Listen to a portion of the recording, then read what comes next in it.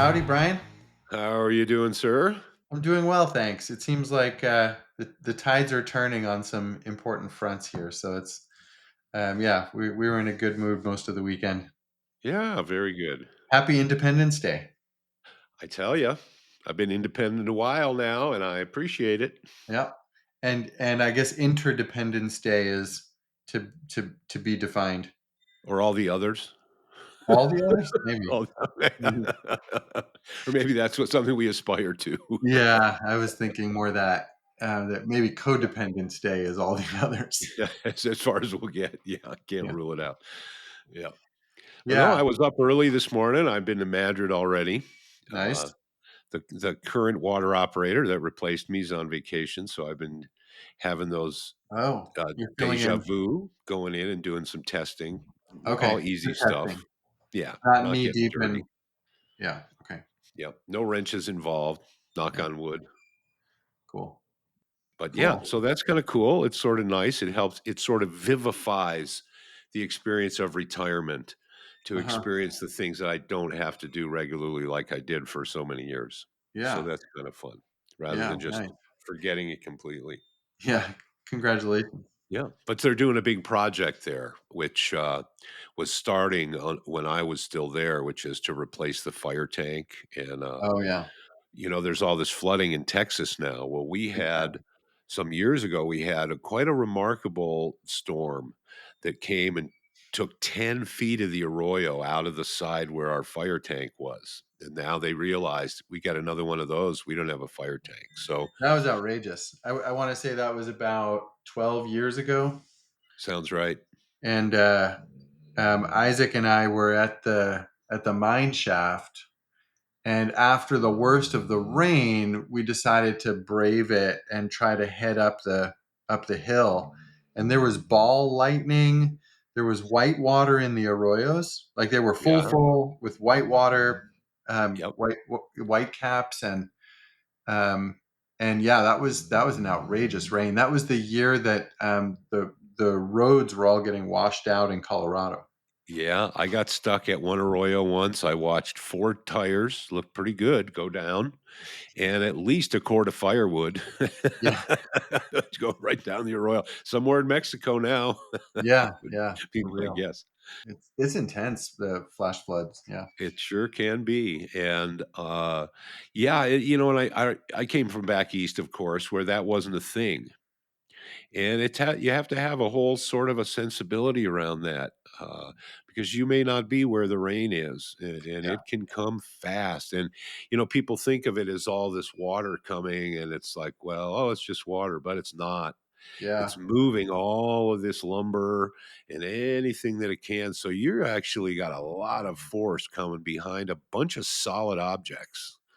yeah. And so it's not just like a white water river where it's mostly water. This has got a lot of stuff in it, and so yeah, no, there's a whole, you know, you might not want to pitch your tent on the nice flat spot. Right. That's kind of what comes out of Yeah. that, and yeah, those they're saying If this it's flood in sandy, Texas is leave it dandy. and they're saying this is like a once in 500 years flood. We talk about the Yeah. 100-year floodplains, but Yeah, I mean, this they had, the river rise, like, 26 feet in 45 minutes kinda yeah, stuff. see, Yeah, that's supernatural stuff. yeah. Yeah. Um, so yeah, that's I'm surprised actually that the numbers are as low as they are. They're not Well, low, yeah, but I mean, they're really scary what happened at that kids camp. yeah, I think they're still missing a few people. right. Yeah. Well, and I'm remembering some of these famous floods through history and where the numbers were, I think one was particularly a mine and they had a dam and they were holding back all of this water. And when the dam failed, it came roaring through in the middle of the night, just, at more than 26 feet and more, faster than 45 minutes, and nobody got out alive. And there's Yeah. still some graphic photos about that where it actually created like a little eddy pool upriver from one of the more stable bridges. And that's where you can really see how it's all the stuff. It's not the water that's necessarily the problem. The water's the force. Water's a problem in and of itself, and then, Yeah. yeah, the debris on top of it, And then yeah, it's carrying 10 buildings worth of building supplies at you yeah, with everything else mixed in between. It's quite a phenomenon. yeah, And so, but we've had this is one of the things you learn about in the water industry is the power of water hammer. And I believe water hammer, which happens in a system when you close something really fast and you've had like if you have a bunch of volume of water, which weighs, 8.6 pounds per gallon, and it's moving with a certain velocity, just in energy, that's an incredible amount of energy. And people don't know if they're not trained that there is like a science to how and it's like braking, like when you're bringing a locomotive into the station. You don't just slam the brakes on, if there are even brakes that could slam a locomotive, you know, because what happens? All that force keeps moving. And water hammer, I think they say travels at like 750 miles an hour. So that's a mm, fast train. And I've had other operators tell me about plants where somebody upstream shut down a main and the water hammer somehow rebounded and knocked a massive pump straight off of this big cement pedestal that it was mounted on. And we're talking about pumps that you and I could be pushing out. We can't even get it to wiggle, right? But this is just literally like a locomotive train, but it's in this liquid form, which is interesting. And it's a curious segue into today's topic, okay, which today's topic, I guess we had discussed before, talking about. And if you've listened to the past couple episodes, people might have picked up that I've been sort of borderline excited about reading Henri Bergson, or Henri Bergson if you're American. And he wrote a book sort of in response to Darwin's evolution books on evolution and his theory of evolution, sort of updating it. And Bergson was like a celebrity in his own day, but he's also French, hence the name Henri. And so a lot of the Bergson splash didn't seem to really come across into American philosophical circles. At least I haven't come across it. If it came in those days, it seemed to have passed away. And I would surmise that the reason it passed away or became sidelined, let's say, is because it was just too far ahead of its time. Like some folks might remember me talking about Marshall McLuhan when he went to the publisher, and the publisher of Understanding Media said there's like 90% new ideas in here, and the public can't tolerate that. So you got to dial it down to like 10% new ideas. They can handle that. And of course, he didn't, thank God. Uh, but neither did Bergson.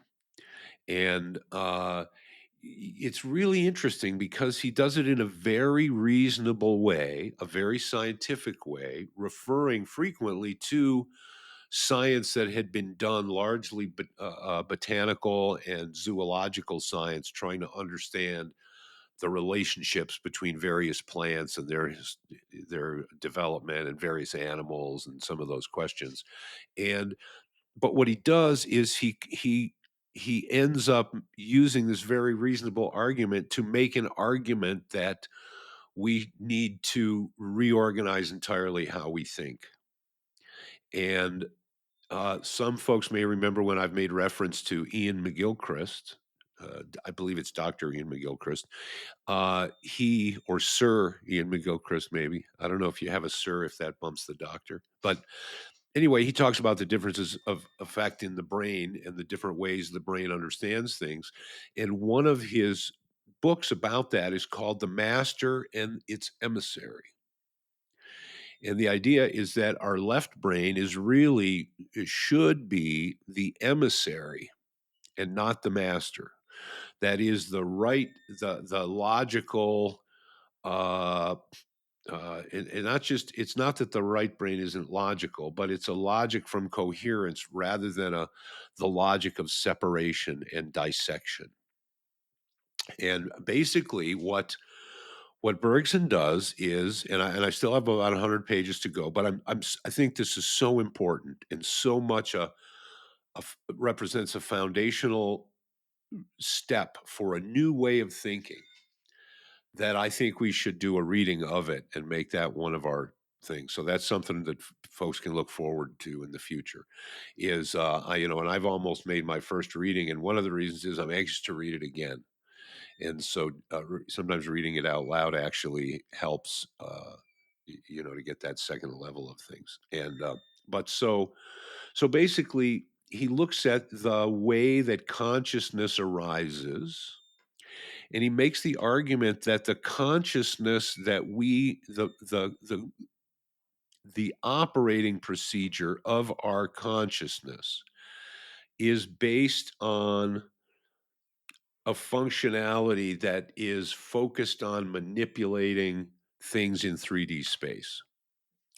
So it's bent towards what he calls, well, or what gets translated out of the French as spatiality, which is a sensibility about dimensions in space. And some folks might remember the the analogy that we made in the last episode, I think it was, where we really went into the record player and we looked at some of the tricks that spatiality can play on our perceptions in that. And well, so what he says is that uh, we have this intelligence that's focused on spatiality because it's meant for to help us to manipulate things. And he made the argument that we shouldn't be called Homo sapiens, we should be called Homo faber because of the root to fabricate, because what we're really about is making stuff or taking disorganized material and organizing it to a state of higher organization to make it serve another level of consciousness. But so he goes through all of this and he sort of looks at how in our experience we break things down, or for example we take instantaneous snapshots of states rather than understanding them as a fluidity, and that we're unaware because that snapshot protocol really serves us in manipulating stuff. Uh, he interestingly calls geometry an extreme case example, of course, of pure spatiality that every fact about it can be captured in a logical spatiality, but that is the extreme case. So so he also talks about this idea of mind arising, consciousness co-arising with the bodies that house them. And he's sort of the suppressed premise of Darwinism is that creation moves from the bottom up. And that's why it seemed like a logical step for Jeff Moore. And folks that didn't check that out, we did a great conversation with Jeff Moore on this chain of being idea in his book called The Infinite Staircase, which is about that idea of the steps of the stair. So this idea of Darwinism, where things are purely accidental, is kind of a way to pitch the idea of matter just increasing and increasing its complexity and somehow generating consciousness out of that. That higher forms are built out of the accumulation of lower forms. And we've spoken about those leaps that have to be made to actually do that. But that's the suppressed premise that all comes from look at how animals get influenced by their environment.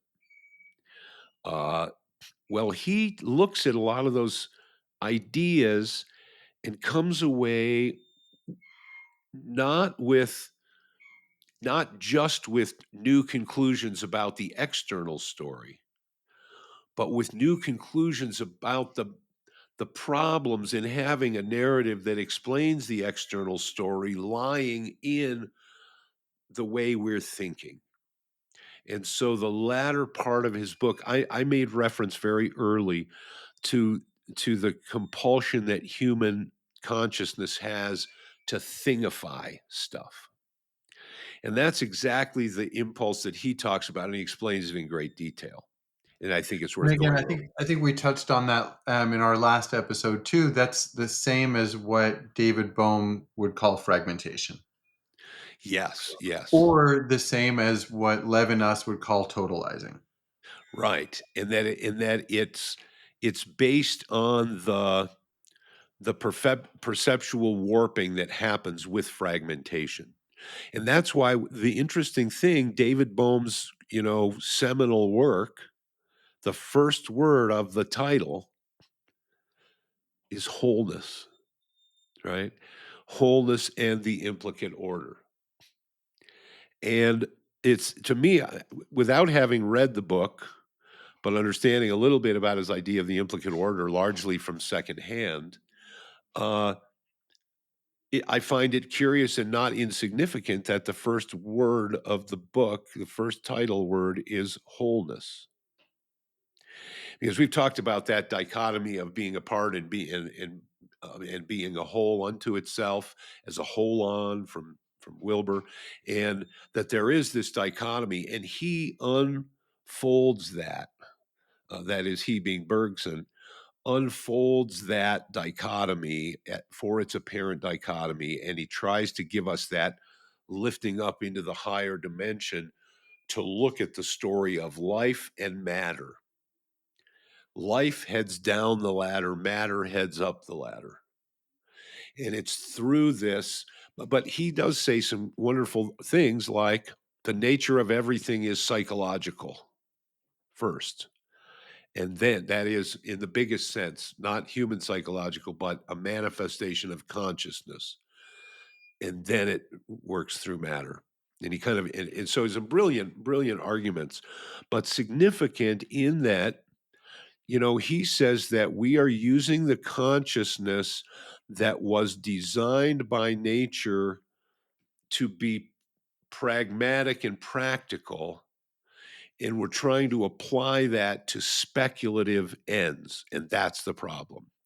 These are not the appropriate protocols for the types of ends that are beyond this pragmatic manipulation of stuff. Speculative ends.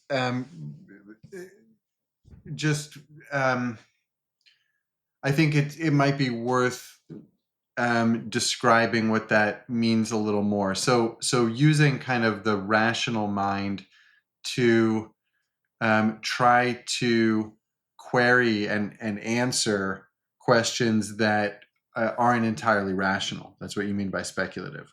Well, they're not entirely pragmatic. In other words, they're not about manipulating the thing. They're about this, like this noumenal idea. We're trying to understand the thing in itself.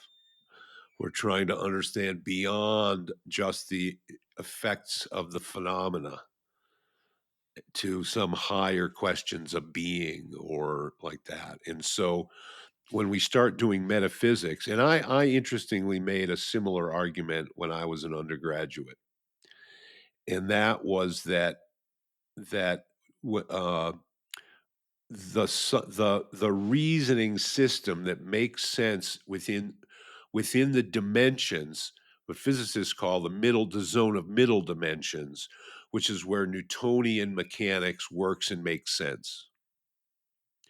But if we want to understand the ultimate nature of the cosmos or of, the physical universe or of being itself, we have to go outside of that zone of middle dimensions. And the reasoning that works in the zone of middle dimensions is that pragmatic, what he calls intellect. Okay, so for Bergson, we have consciousness and life, which he describes as a wave or as an explosion, right? And like an explosion of the organization of matter into these higher and higher forms, like we've spoken about in the chain of being. And but that matter is always pulling against it, always pulling against it. And that intellect is our personal consciousness moving towards matter. But what he calls intuition, which will become significant in a few weeks when we talk more about Spinoza, Baruch Spinoza, he talks about intuition as intelligence moving or consciousness moving home, moving where consciousness came from, and that intuition and intellect are actually opposite directions.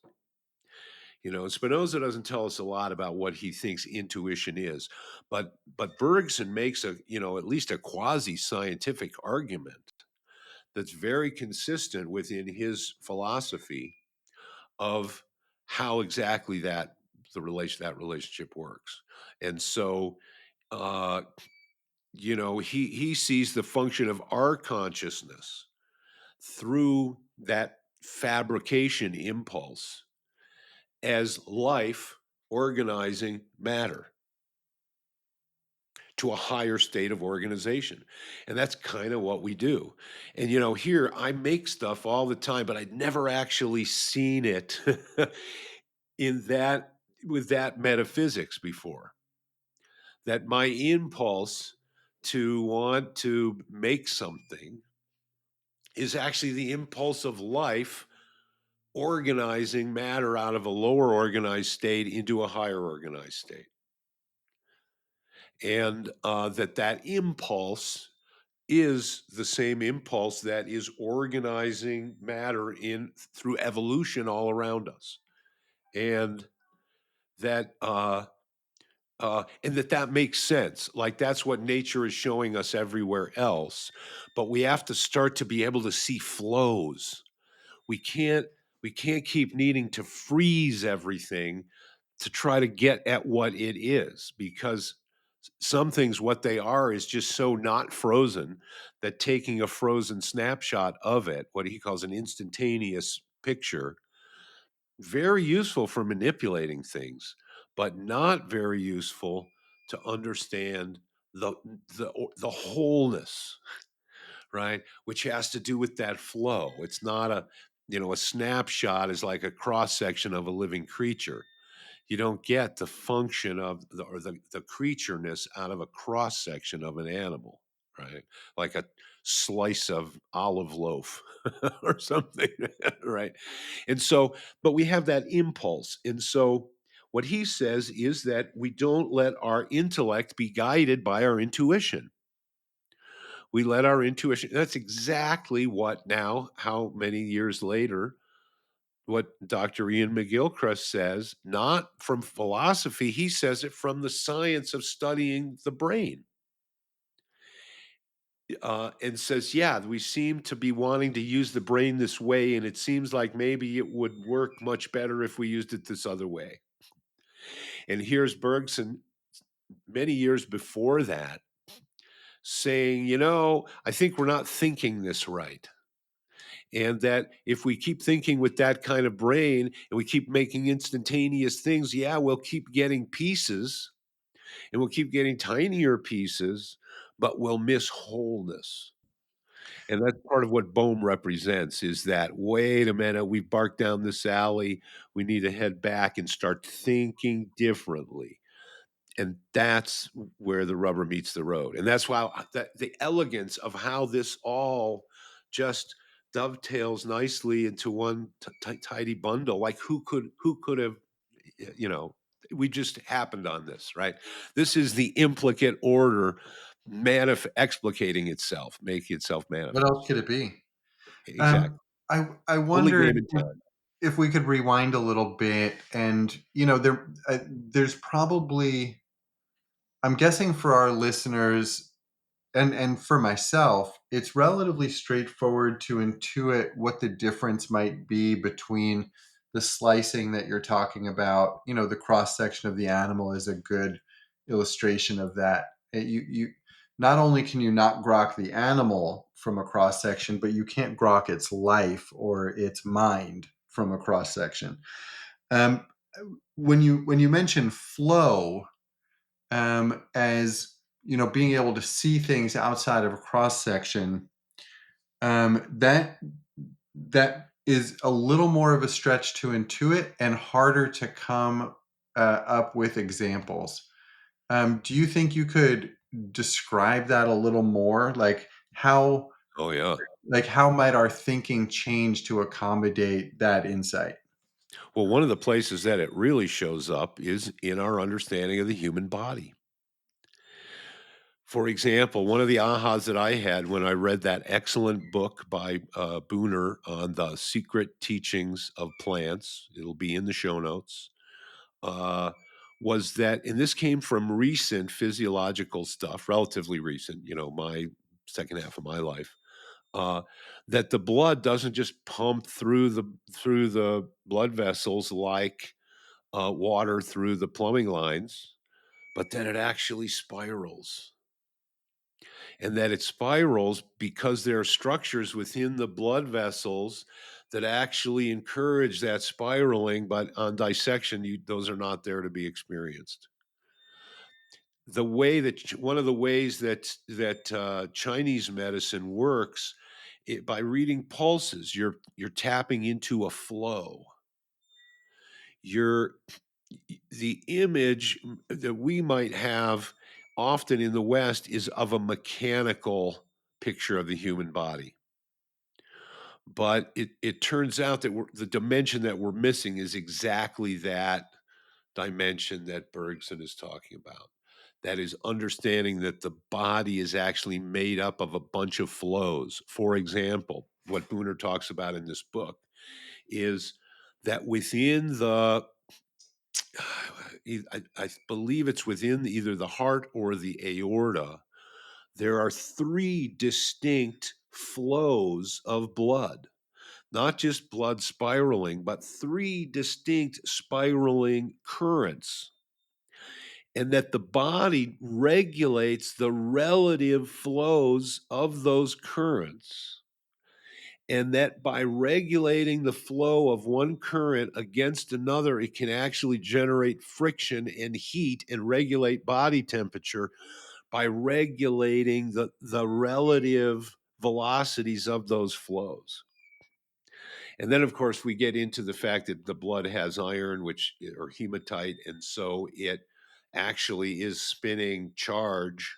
And so it actually is a sort of an electronic field generator, generates an electromagnetic field. And but all of these things have to do with the the nature of the wholeness of the organism in its regulation of flows, not static. We want to take a blood sample and we want to say, okay, this is in the blood and this is in the blood and this is in the blood, and that feels very static somehow, because this river has gone by and we've dipped a cup in it and we're kind of looking at the stuff in the cup. What we don't have in the cup is the river. And no matter how many discrete cups we might sample of the river, we don't get the river. But the condition that we're trying to understand is a condition of the river by taking samples out. So how do we understand that flow? We need a different protocol somehow. And Bergson argues that this is what intuition is. And I would connect it with, because we've had several philosophers' ideas of intuition go by in the podcast, and I would suggest that this is that higher philosophical idea of intuition as direct experiencing of the reality of a thing and not needing a mediation. If we go through a reasonable chain and we have a therefore at the end, we weren't experiencing the thing directly. We actually were experiencing something that told us clues that we could put together through a reasoning process and get the final conclusion. And then that conclusion is reasonable if we were taking our steps correctly all along the way. Analytical philosophy, this is all what it's all about. But the idea of intuition is just this direct seeing in, and that the brain has a mechanism to do that, but we're not actually operating it correctly. And that Bergson comes up with, because what's curious about this, and the reason that I'm not the kind of a philosopher that says, okay, it's all Aristotle and he got it all. And I'm going to get into the drill into the minutia of Aristotle, or it's all about this guy or that guy, is because there is a story to this all, right? And there is a process to our unfolding this that has its own story. And so again, to take one philosopher is to take one dip out of that stream of human thought that Hegel called the phenomenology of spirit, right? That moves through, or this geist that moves through, right? And so one of the things that's interesting is when you start hearing a bunch of people from a bunch of different hermeneutical bases saying very, very similar things.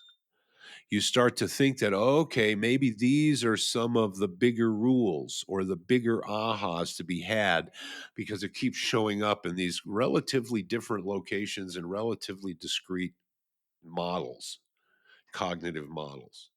So so I take a lot of truck in that, as the old saying goes.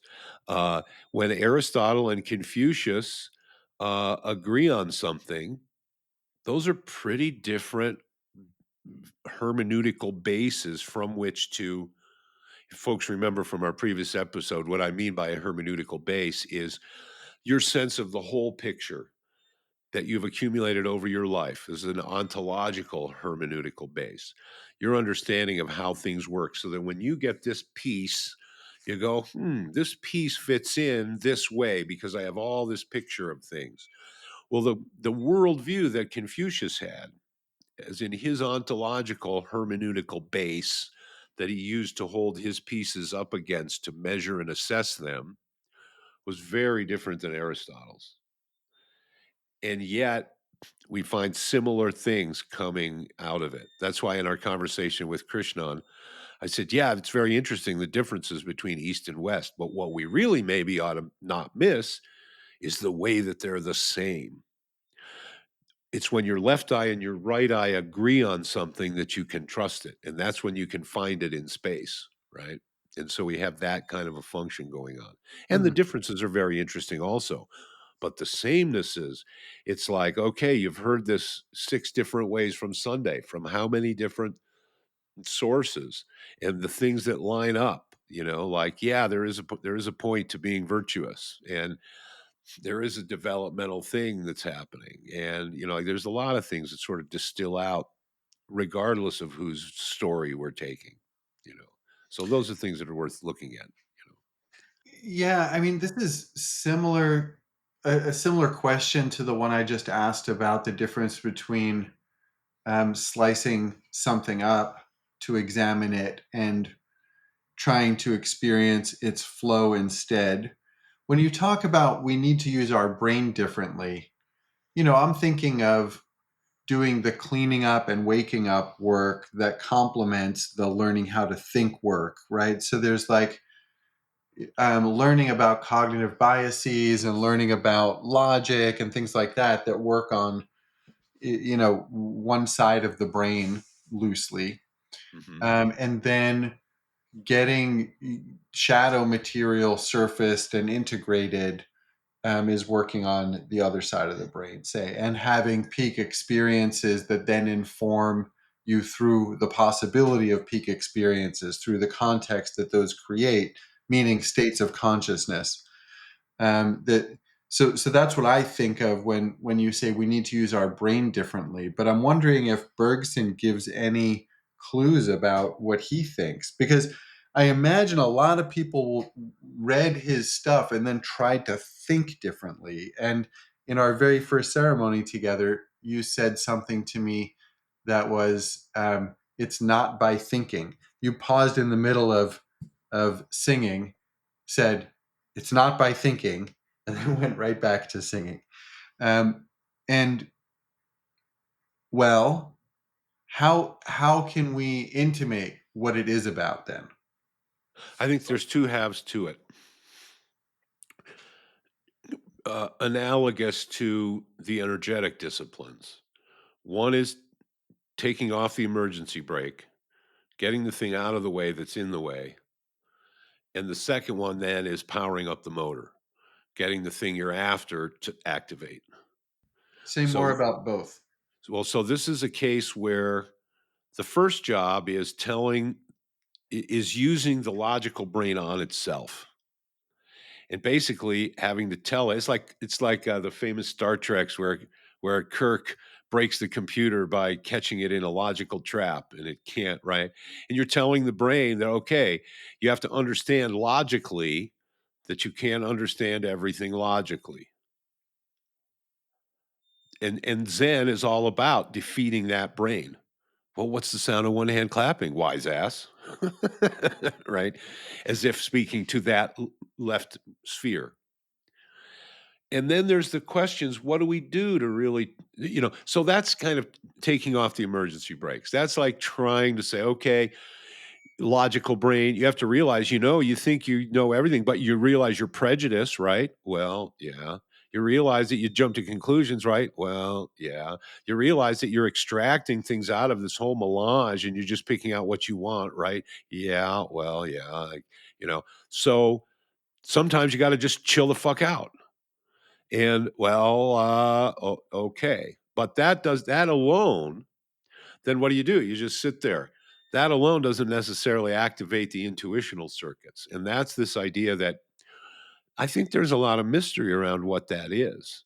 But I think that the maybe the biggest clue and what I was probably pointing at with the it's not by thinking is that what it is by experience. And thinking can interrupt experience. That's what it does in the martial arts setting, right? And I had said exactly that. I said when I face an opponent because I have all this time body, I stand in front of them and I go, "What?" That means that there's an openness to experience there. That means that I'm not filling in that space. Well, who's going to want to fill in that space? That other brain, like it did when I was young and I was new and I was inexperienced. And it started just chattering away. Well, what if he does that? Well, what if he does this? Is he right handed? Is he left handed? I wonder if he's going to kick a lot. I wonder if he got, how does he use distance? How does and after a certain point, because I've done a thing not 100 times, not 100 times, 100 times, but 1,000 times, 1,000, 10,000 times, 10,000. So now it can do itself through me. So I can trust in that. So I can just stand there and go, "What?" Just like a jazz musician who knows his instrument intimately can just listen and just play. If he starts thinking too much, that'll be a different circuit, right? But what he wants to do is, and they'll tell you about it. Well, I want to get in the groove. Well, what is the groove? It's a flow. And I know that I know how to flow when I get that flowing brain going. So I'm gonna float into the flow by going, what? Not filling it, not positing it. So that's the emergency breaks off. So now that you can actually see what, now you got to get the right what in front of you to see. That's the way I would put it.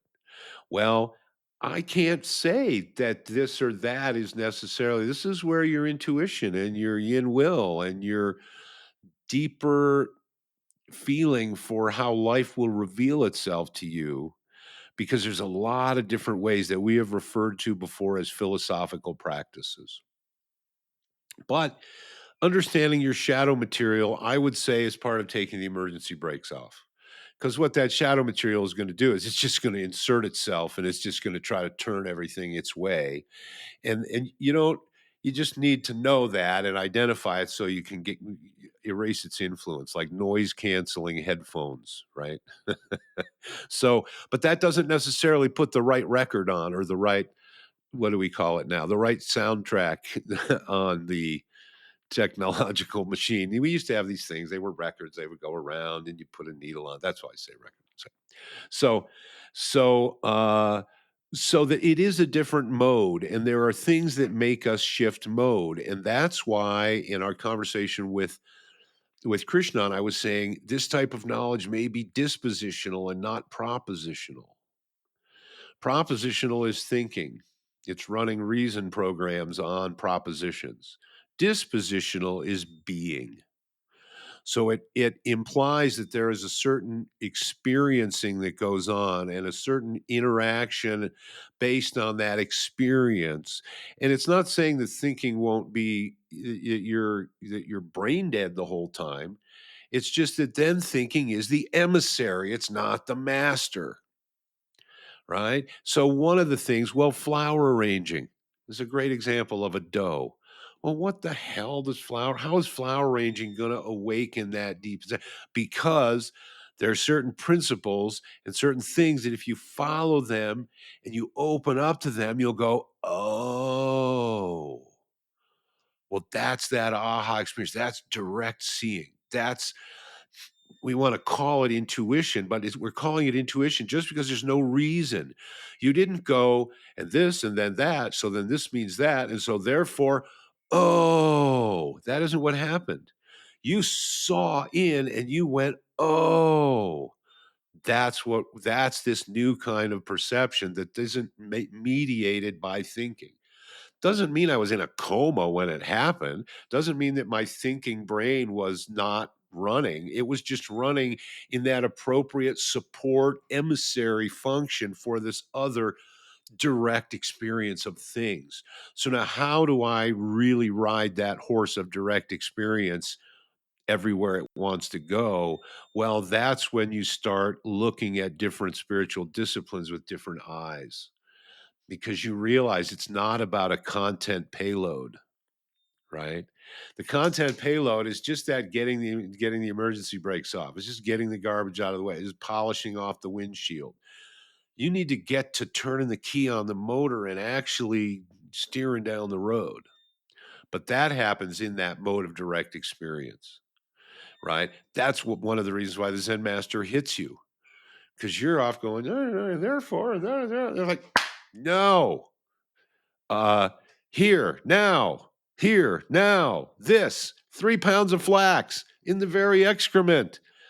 Experience it. That's why he cut Gute's finger off, right? Nothing more real and here and now than boom, that here, experience here. And we just don't get because of the perniciousness of that mind. That's what the significance of his book, The Master and the Emissary, is to get things back in their right place. Because the emissary has been, the story of the sorcerer's apprentice, right? When the apprentice starts to try to do the job of the sorcerer, necessarily things go awry. So what Bergson is telling us is, look, all of this has gone awry, and that's why your universe doesn't make any sense, and it appears paradoxical because you've got the emissary trying to parade around like the master, and you have not empowered the master to do that which the master does. And does he have uh, We got to see. I haven't finished the book yet. so you don't know if he has a method or at least some advice? His advice is, I skipped ahead. I was joking about I was joking about the book, and I looked at the last page, and the last word Uh-huh. on the last page is Finnegan. Aristotle. I was close. Close. I guessed Finnegan. Yeah. I mean, it's with the other end of the stick, but basically the same stick. Yeah. But what he was saying was that he was uh giving a final counsel admonition, I believe, because I only read that last sentence. So this is what reading Finnegan's Wake will do to you, right? Uh, he was saying that he wanted that we needed at all costs to avoid a new scholasticism, the same way that the old world had set up the old scholasticism around Aristotle, where we couldn't see past it because we were so caught by this mentality, this way of thinking. And how do we break free? And that's what Bergson's all about. How do we break out of this? And that it is the explosion of life, and he literally talks about it as an explosion because the way that life works, both in plants and animals, is it has this way of storing up energy so that it can use it all at once. and that using it all at once is that explosion that he talks about. And now there is summer, and we had all these great rains. There are grasses out there that look exactly like those fireworks where it goes off in all directions, but it's a grass stem going in all directions, and it looks exactly like the explosion that the firework is. And you can look at that and you say, yeah, life is an explosion. Look, it's right there. And of course, life explores every possible way to explode, which becomes an important part of his argument, that there isn't a finalism to it because we aren't homing in on one good answer. We're exploring all relevant possibilities. And in that interesting way, that the possibilistic universe of the future interacts with the determined universe of history before this moment, and everything stacking up to it, right at that cutting edge in between. Uh, is this unfolding, or Bohm's, that's where the implicate becomes explicate. That's where the hidden universe becomes manifest. And the implications of that are is that that potential is actually what humans are all about in this interface of meatware and consciousness.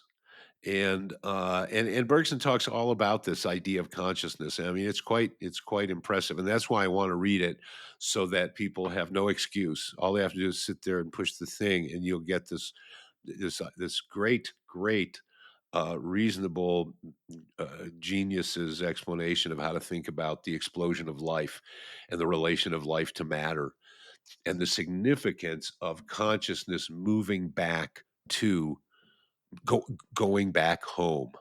Right. Okay. Now there's got to be a hundred rock and roll references here, right? From Oh yeah. Stevie Winwood and I Can't Find My Way Home to Uncle John's band, right? He's going to lead us all home. And that is this idea. And it is a quasi religious one. It's a quasi spiritual one. It's a social and community based one, because there is that idea that Ram Dass said, that we're all just walking each other home, right? And not that we don't get an elbow here and there on the way, but there's still that idea that there is a journey, and that journey transcends death, right? And because consciousness transcends matter. Uh, and so yeah, a lot of just all it just goes in it's every which way there, Yeah. and it's all Finnegan's ladder. Some great lines in there. One I want to come back to. Maybe we'll finish off on this because the explication might have some momentum. Um, it's not the kind of inspired place you ended up about how we're going home and perhaps accompanying each other home. And I think that's an experience that everybody I know that's in some pursuit of consciousness is having. And it's certainly something that I've been looking for really actively since I was like 13. Like I want to find my way home. Mhm. Um, but going back to something you said, thinking interrupts experience. And I don't know if I've ever heard that put so succinctly. That kind of describes both the limitations of thinking and also the downside of relying on it too heavily. And I wonder if there's just more to be said about thinking interrupts experience, and kind of what do the sages have to say about that? It's all about paying attention, and it's all about what you're paying attention to. If you're paying attention to your thoughts, you're paying attention to that inner world. You're not paying attention out here. And for a martial artist, that's a serious problem. Because probably you need all hands on deck in the here and now on the 3D, and there I can when probably mentioned this before, when I would be fighting sometimes one particular occasion, and Peter was watching. and he said, "Oh, look, Mr. Bryant, he wants to talk about it." Because I would much rather work it out that way than physically with this guy that I was fighting. And but it that was part of pointing at that, you can't be paying attention to the verbal world. You have to be paying attention to the world where you're going to get smacked in the nose. And that's what's so good about that as a practice is because when you don't pay attention, you may get smacked in the nose. It will happen eventually here and there. Your reptile brain is going to learn this maybe ahead of the frontal lobe. I mean, if nothing else, outside of fighting, the universe will find all kinds of ways to smack you in the nose when you're not paying attention. Yep. The Yeah. new universe is filled with rolled up newspapers. There's no question about it. And where one puts one's nose, and how, and this is all about that situational awareness and what you're paying attention to. And, it seems like, well, okay, we have all sorts of stuff to pay attention to. And sometimes it isn't necessary to pay attention to the outside world, but it's necessary for us. This is part of the responsibility that comes with consciousness, conscious of consciousness. If you're not aware of where you're paying attention and the quality of that attention, then you're not conscious of your consciousness. And that means that you're likely to be in danger of falling back into more animal modes, more instinctual modes, because in Bergson talks about consciousness having to separate itself from instinct originally. Because instinct will do a lot for us. And this is where I look at my dogs. And because they have original thoughts, I will bite your nose now. All right. But they also are very ruled by instinct. So the movements that they can perform and the ideas that they can have about things are locked in instinct. And Bergson would say, well, they're one case where matter consciousness was trying to make it out of matter, but matter won. So consciousness didn't get much light, and instinct instead kind of holds it bound down to that matter condition.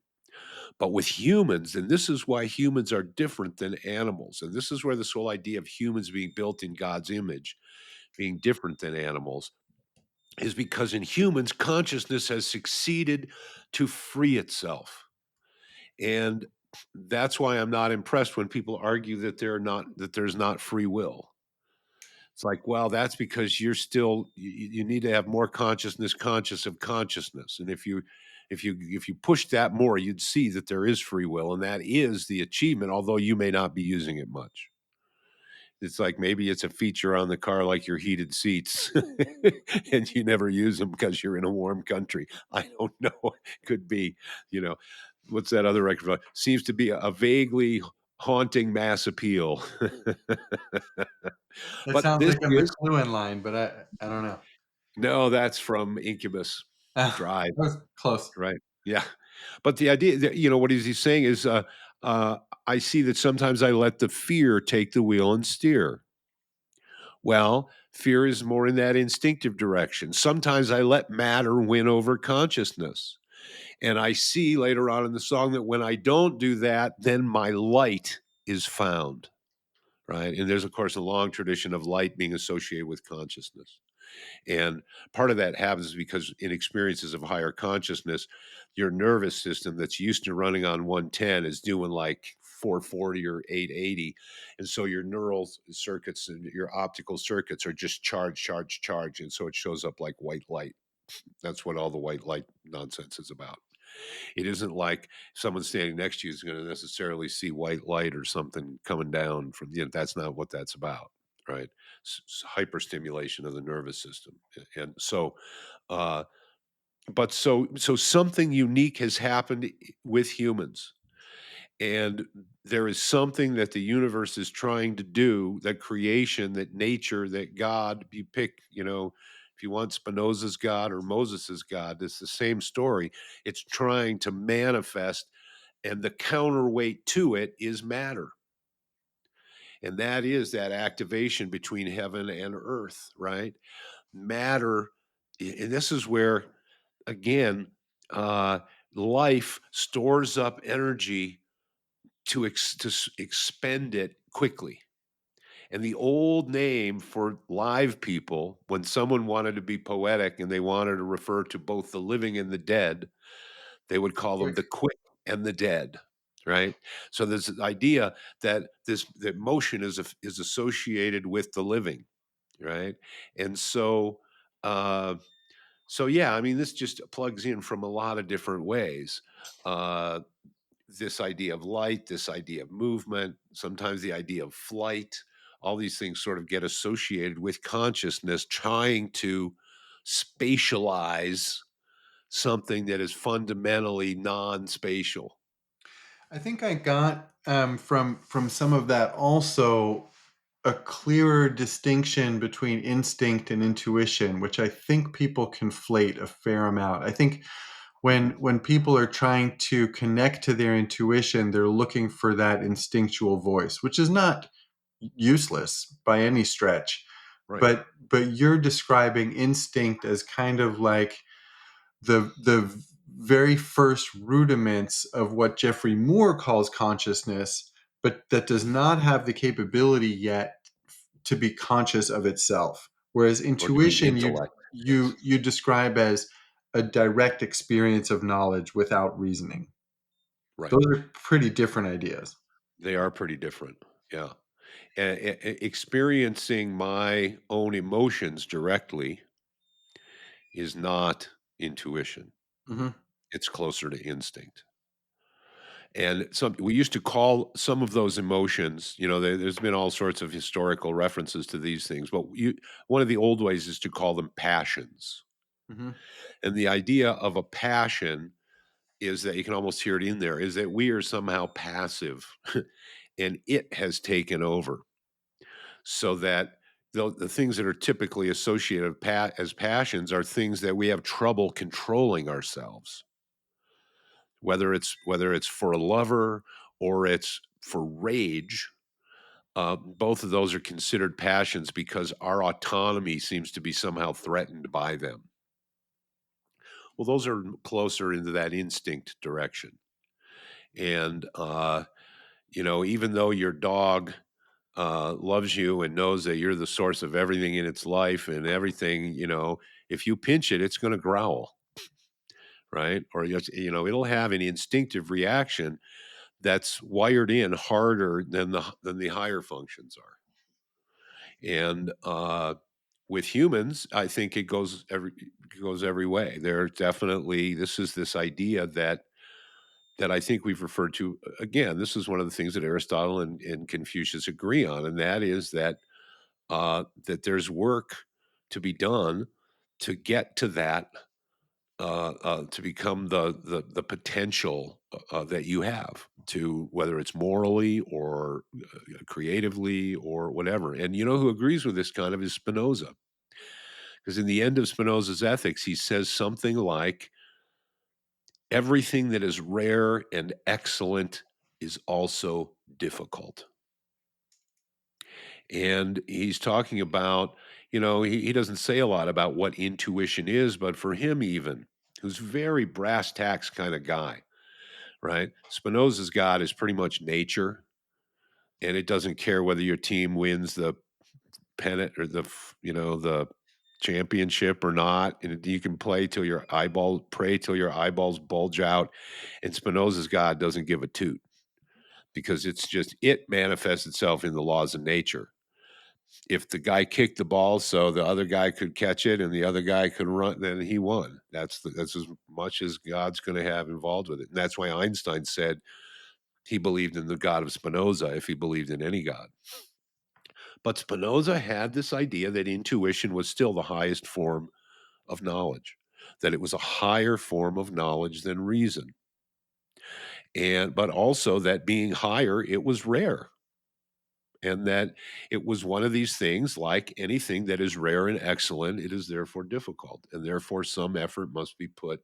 And the way that the Chinese classics put it is they'll say these things are our inheritance, but we still must strive to attain them. So there is a certain rightness to an appropriateness to that development, but we still have to exert something to move the boat along that course. And you know what's related to that? If you don't, then you end up with other results, right? If you don't follow that, then actual results may vary Yeah. significantly. Yeah. Yeah. Cool. And that's my argument for virtue once again. Yeah. Still whipping the same horse. Well, I'll be curious how the last 100 pages of Bergson go, and I'm excited that you're offering to do a reading of it for our listeners. That'll be fun. Yeah, And yeah, I mean, these themes keep coming back and informing each other. So I'm just curious to see how it keeps unfolding. We have some fun guests coming up too to help us with that. again, that's that serendipitousness because we happen to have some experts that have really drilled down on really important parts. I was thinking about the parts, just think about these particular people, and the word crux came up. And you know, this was another one of these delicious old Latin words that nobody really uses anymore. How many people are out there getting the crux of things, for God's sakes? Good. And what does crux mean? It means cross. And so it means crossroad, right? So it's where certain important things Or intersect. crosshairs. Yeah. Crosshairs too, I suppose. Yeah. Yeah. On the target, Yeah. right?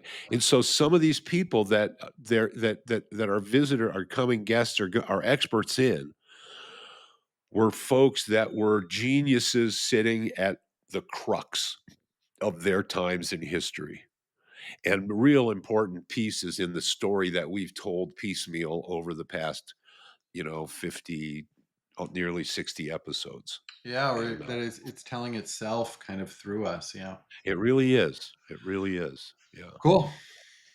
Very Well, thank well, you, Brian. sir. And we will see everybody next time around. Very good.